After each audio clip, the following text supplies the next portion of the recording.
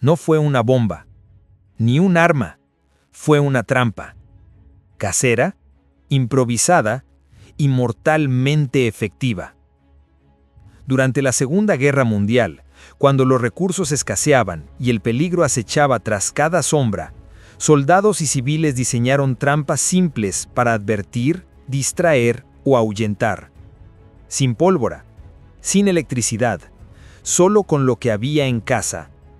Décadas después, esas ideas, escondidas entre diarios de campaña y manuales olvidados, resurgen con fuerza, porque lo que protegía refugios de invasores, hoy puede proteger hogares de intrusos.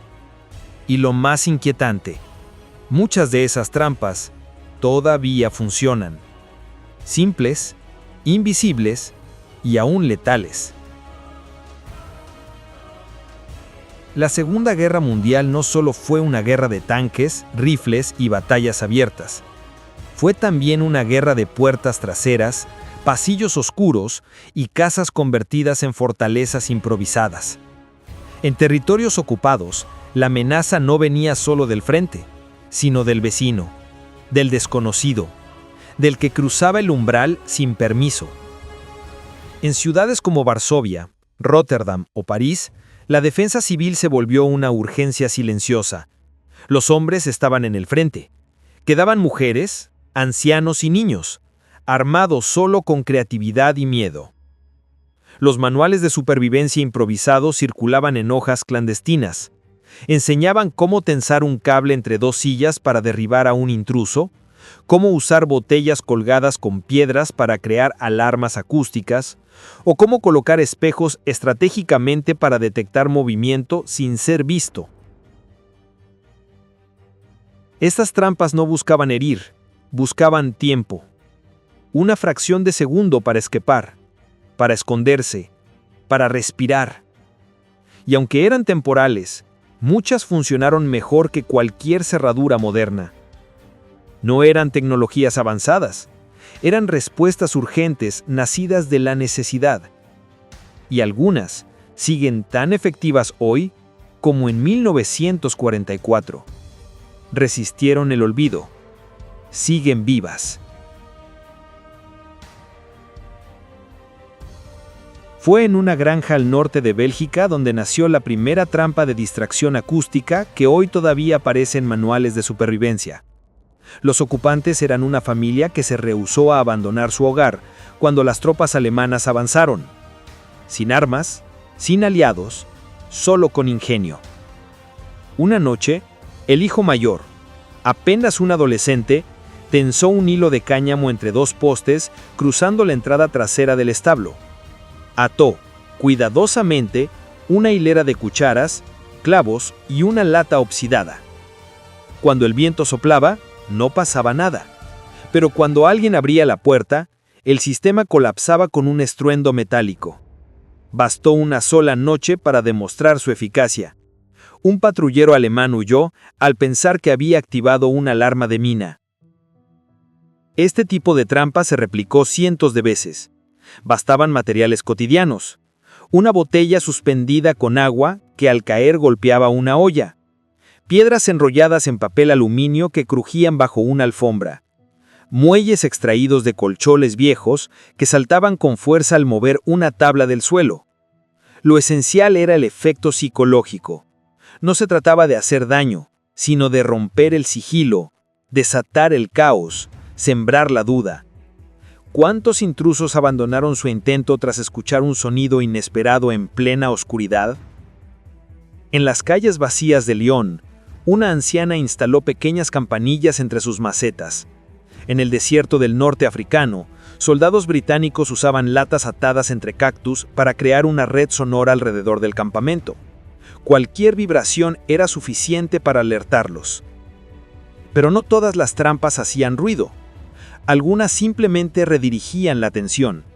En Praga, un grupo de resistentes escondía puertas falsas en pasillos abandonados. Detrás, nada más que ladrillos. El objetivo, ganar segundos de ventaja mientras el enemigo investigaba la entrada equivocada. Otra variante popular fue la cuerda con peso escondido en estanterías. Al tirar una caja, El peso giraba una manivela conectada a una vela, que encendía un papel. El humo alertaba a los vecinos, o confundía al intruso haciéndole pensar que había iniciado un incendio. Estas trampas eran mutaciones del espacio doméstico, el hogar como campo de batalla silencioso, donde el enemigo no era derrotado, pero sí desorientado.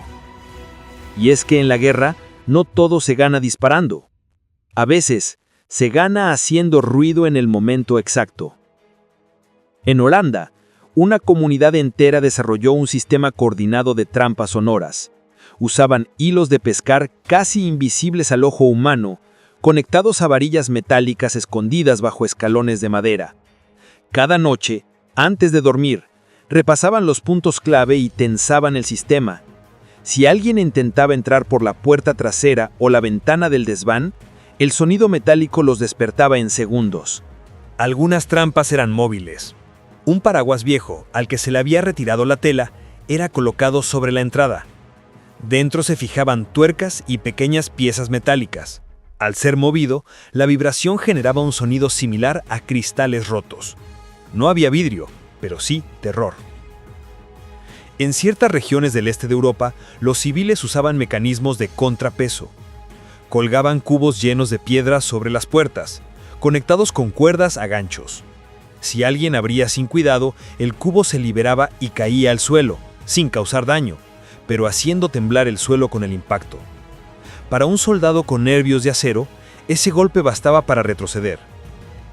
Incluso los niños participaban. En las escuelas ocupadas se enseñaba cómo fabricar pequeñas trampas con lápices y resortes, no para atacar, sino para alertar al resto del grupo. Una goma doblada en forma de arco que lanzaba un lápiz contra una campana colgada al fondo del salón. Rudimentario, pero suficiente. Cada sonido inesperado, cada crujido no explicado, ponía a prueba la valentía de quien invadía. Porque una cosa era irrumpir con armas, otra, no saber qué había tras cada paso.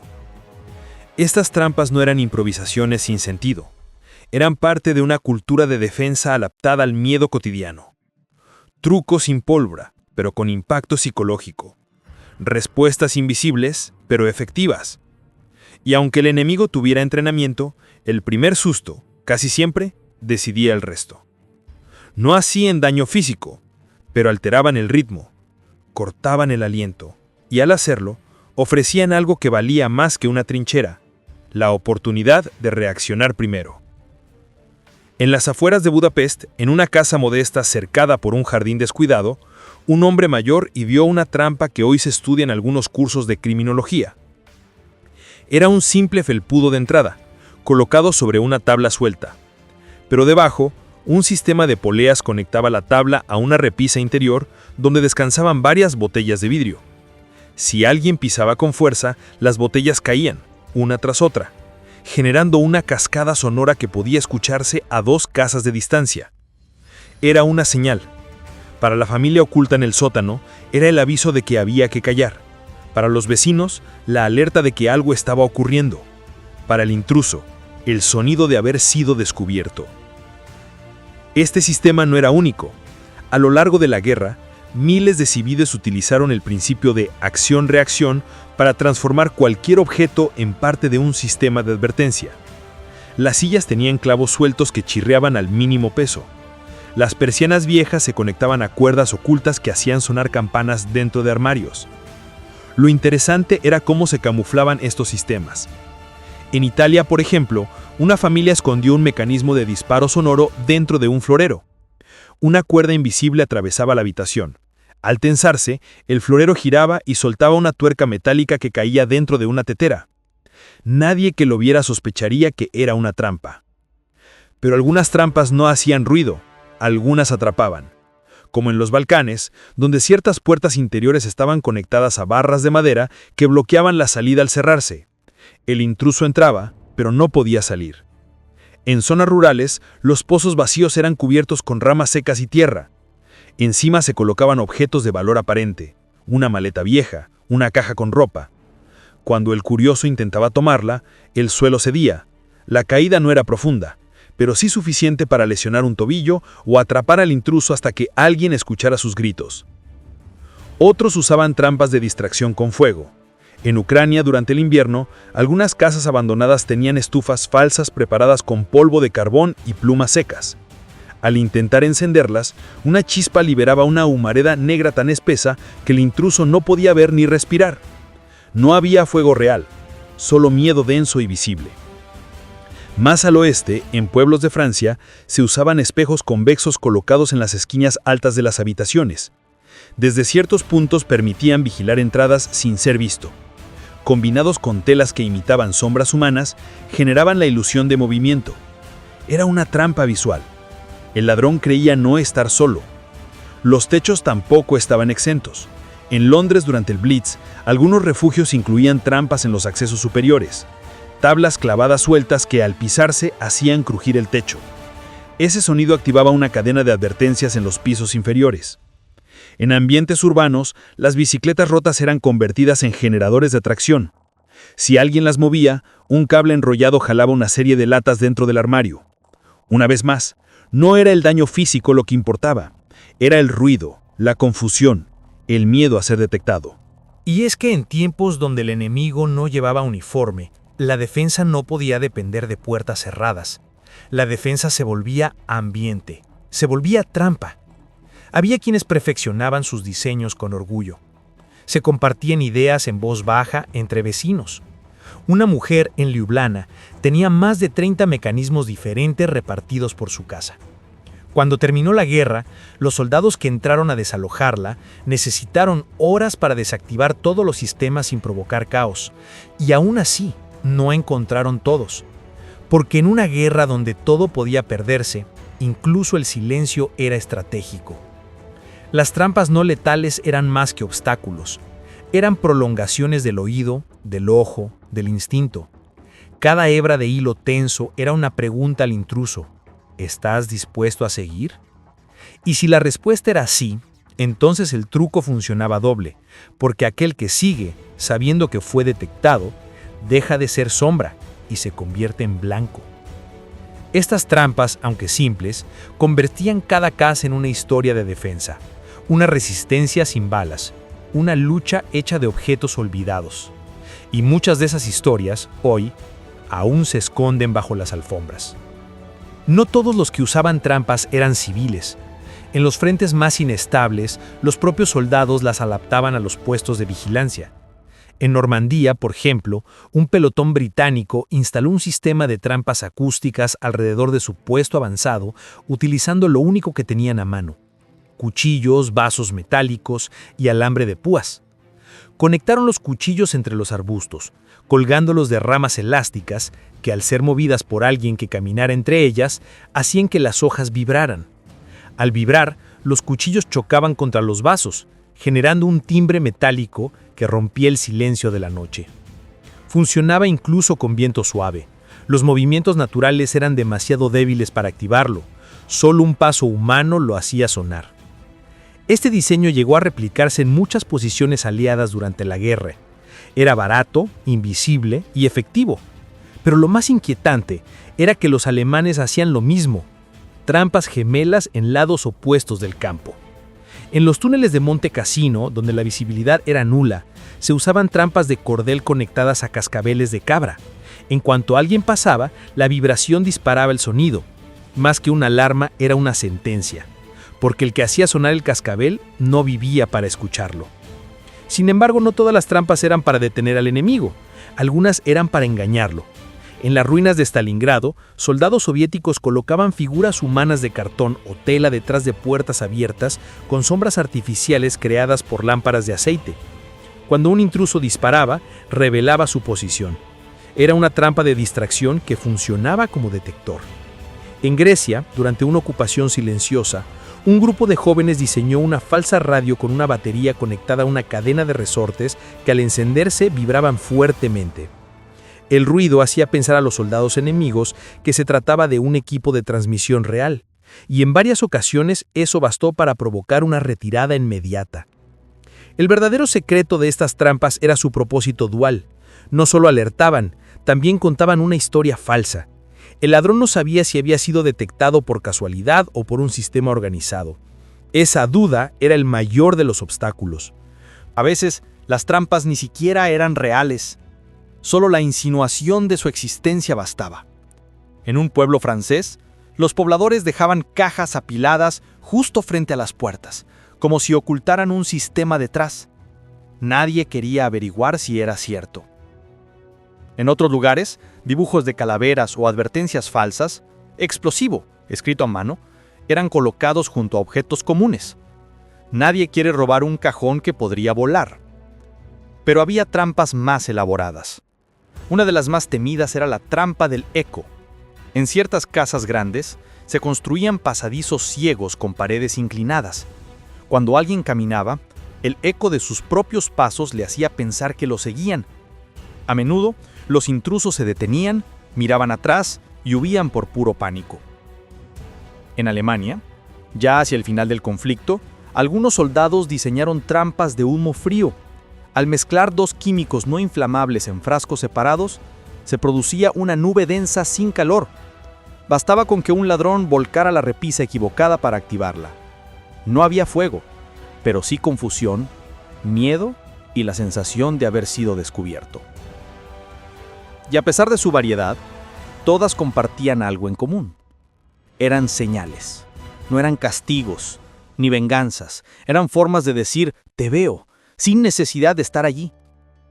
Porque en una guerra sin reglas, el conocimiento era la mejor defensa. Y en cada trampa vivía un mensaje silencioso. Aquí no pasará sin ser escuchado, sin ser visto, sin ser temido. Hoy las llamaríamos ingeniería inversa emocional. Eran sistemas que no dependían de la fuerza, sino del miedo, de la duda, de la anticipación. El enemigo ya no era el cuerpo, era la mente. Una botella que cae, una sombra que no se mueve, un sonido inesperado. Y el cerebro construye amenazas donde solo hay mecanismos. Ese era el triunfo. No detener con violencia, sino paralizar con sospecha. Y por eso, aunque pasaron más de 80 años, muchas de estas trampas siguen vigentes. No porque no podamos hacer algo mejor, sino porque nada asusta más que lo simple. Y lo simple, cuando se activa, nunca se olvida. En algunas aldeas montañosas del norte de Italia, las trampas llegaron a convertirse en símbolos comunitarios. La iglesia, el centro médico y la escuela tenían cada una su propio sistema de advertencia hecho con materiales locales. Campanas conectadas a cordeles que pasaban por los árboles, redes de piedras atadas que caían si se movía una cuerda, e incluso espejos que reflejaban luz hacia ciertas ventanas a modo de señales ópticas. Lo curioso era que muchas de estas trampas no estaban hechas para la noche. Funcionaban mejor durante el día, cuando el enemigo confiaba en su visibilidad. Un reflejo en la pared, una sombra que no debería estar ahí, y el invasor sentía que algo andaba mal. En Rumanía, algunas casas usaban trampas con aroma. Sí, con olor. Ropas impregnadas con químicos que al ser tocadas liberaban un olor penetrante. El objetivo no era dañar, sino marcar. Quien entraba salía delatado por el olor durante horas. En al menos 2 ocasiones documentadas, estas trampas ayudaron a identificar ladrones infiltrados entre refugiados. Pero no todo era tecnología improvisada. Algunos pueblos contaban con relojeros, herreros y carpinteros que dedicaban su talento a perfeccionar mecanismos más complejos. Trampas que activaban piezas móviles, falsos escalones que bloqueaban el paso, o incluso relojes de péndulo modificados para accionar señales acústicas si alguien cruzaba una barrera invisible. Un ejemplo fascinante ocurrió en un pueblo del Tirol. Ahí, un anciano que había sido maestro relojero diseñó un sistema que se activaba con el cambio de presión del suelo. Cuando alguien caminaba sobre una baldosa específica, se liberaba una palanca que disparaba un pequeño molinete. El molinete, al girar, hacía sonar una serie de tubos metálicos como un xilófono. No había electricidad ni sensores modernos, solo palancas, gravedad y conocimiento del espacio. Estas trampas también eran educativas. Los niños crecían aprendiendo a no activar ciertas zonas de la casa. Las madres enseñaban qué objetos no debían tocarse, y los abuelos sabían reconstruir el sistema en caso de ser desactivado. En algunas regiones, las trampas pasaron de ser sistemas de defensa a rituales cotidianos. Se revisaban al caer el sol, se ajustaban los nudos, se reemplazaban piezas. Era como revisar el seguro de una puerta, solo que esa puerta tenía vida propia. Incluso con el fin de la guerra, muchas de estas estructuras no fueron desmontadas. Quedaron como parte del hogar, algunas activas hasta hoy. Un testimonio recogido en Eslovaquia narra cómo en 1987 un ladrón fue atrapado por una trampa de la Segunda Guerra Mundial aún operativa. Un banco con bisagras escondidas que, al sentarse, bloqueaba las piernas con una traba de madera. No pudo moverse durante horas. Lo curioso es que la familia ya no recordaba que el banco estaba armado. Así, lo invisible se volvió parte del mobiliario, y lo que era un acto de supervivencia se transformó en herencia. Otras trampas evolucionaron. Se integraron con tecnología moderna. Alarmas electrónicas que imitan el sonido de las trampas acústicas antiguas. Cámaras de seguridad camufladas en los mismos objetos que en su día contenían mecanismos mecánicos. Y sin embargo, algo se perdió. Porque las trampas antiguas no solo protegían, también educaban. Enseñaban a mirar, a escuchar, a dudar. Hacían del entorno un mapa dinámico. Hoy con sensores digitales ya no hay necesidad de saber si el piso cruje, pero también hemos dejado de prestar atención al crujido. Cada trampa era una lección de contexto, de creatividad y de respeto por el detalle. No bastaba con tener el mecanismo, había que saber cuándo activarlo y cuándo dejarlo dormir.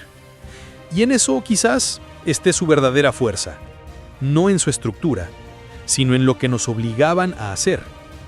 Mirar, pensar, prepararse. Porque al final una buena trampa no captura al enemigo, lo obliga a dudar, y en esa duda, el hogar se vuelve inexpugnable. Muchos hoy creen que la seguridad es cuestión de cerraduras, pero en aquellos días bastaba una cuerda, una piedra o una sombra bien colocada para defender lo más valioso. Eran trampas hechas de lógica, no de violencia. Y mientras el mundo olvida sus nombres, ellas siguen ahí, silenciosas, atentas, esperando. Porque el mayor secreto de una trampa efectiva es que nadie sepa que existe. Aunque las tecnologías modernas han traído sensores de movimiento, cámaras de alta resolución y cerraduras inteligentes, lo cierto es que muchas trampas de la Segunda Guerra Mundial siguen teniendo aplicaciones prácticas hoy. Y no solo por nostalgia o romanticismo, sino por pura eficacia. En zonas rurales donde el acceso a electricidad o internet puede ser limitado, los sistemas pasivos de alerta siguen siendo la opción más confiable. Una cuerda conectada a un bote metálico aún puede advertir a un agricultor de la presencia de un animal o un intruso. Un espejo bien colocado sigue siendo útil para vigilar puntos ciegos sin depender de baterías. Pero más allá de la utilidad física, lo que estas trampas enseñan es una actitud. La capacidad de anticiparse, de leer el espacio, de convertir lo cotidiano en herramienta. En tiempos donde dependemos tanto de dispositivos electrónicos, recuperar esa lógica puede ser más que una curiosidad. Puede ser un acto de resiliencia. En contextos de emergencia, apagones, catástrofes naturales, situaciones de crisis, los recursos tecnológicos fallan. Pero una trampa mecánica no se congela, no se apaga. No necesita Wi-Fi, solo necesita ser bien pensada. Hoy existen kits de supervivencia que incluyen elementos inspirados en esas trampas. Alambres, poleas, espejos, campanas. No como armas, sino como sistemas de advertencia o distracción. Y lo más sorprendente, siguen funcionando. Porque lo que activa el miedo no siempre es la fuerza, sino el sonido inesperado. La sensación de haber sido descubierto.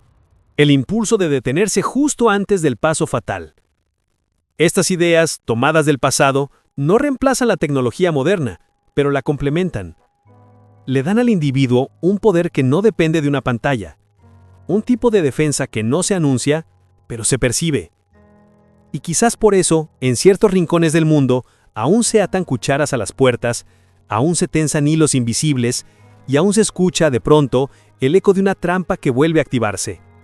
Algunos expertos en seguridad doméstica están empezando a estudiar estas técnicas como parte de estrategias de defensa no invasiva. No se trata de volver al pasado, sino de rescatar lo que funcionó. Porque cuando todo falla, Cuando el sistema cae, la luz se va y la red colapsa, lo que queda es el ingenio. Y en ese sentido, quizás la mayor aplicación moderna no sea la trampa en sí, sino la forma en que nos obliga a pensar. Como si el mundo aún pudiera enseñarnos, desde las sombras, cómo protegernos sin violencia. Durante años, las trampas caseras de la Segunda Guerra Mundial fueron vistas como curiosidades, artefactos de otra época. Pero bajo su simpleza, guardan una verdad incómoda. Lo básico nunca deja de funcionar. No eran armas, eran advertencias. No mataban, hacían pensar. Y eso, en tiempos de inmediatez, sigue siendo revolucionario. Quizás no recordemos sus nombres, ni los rostros de quienes las idearon, pero aún sentimos su eco cuando una puerta cruje o una cuerda tensa nos hace dudar. Porque lo más peligroso no es la trampa, es lo que revela de nosotros cuando creemos que nadie nos ve. ¿Deberíamos rescatar estos métodos del pasado o es mejor que sigan en el olvido? Tal vez, en su silencio, estas trampas nos digan más sobre seguridad que 1000 cámaras encendidas. En un mundo donde lo invisible ya no asusta y donde lo sencillo se subestima, estas trampas aún susurran lecciones olvidadas. Nos recuerdan que no todo lo útil tiene que ser caro, que no todo lo eficaz necesita electricidad, que no todo lo que protege necesita verse. Y quizás ahí esté su verdadera potencia,